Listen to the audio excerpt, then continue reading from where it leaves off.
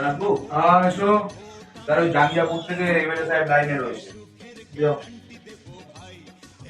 Hello.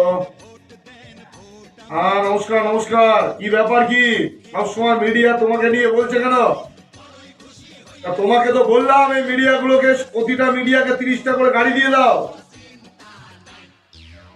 গাড়ি সবাইকে দিয়ে বলো আমাদের ব্যাপারে এই ভালো কথা বলতে, আর এইবার যে আমরাই আসছি, এবার আমরাই যে জিতছি সেটা যেন বলে ওরা বারবার। সারাদিন আমাদের ব্যাপারে বলতে বলো। আর তুমি এই যে লম্বা লিস্ট পাঠিয়েছো ছেলেগুলো, এরা পার্টি ফান্ডে টাকা দিয়েছে? সবচেয়ে 20 লাখ করে দিতে বলো, 20 লাখ করে।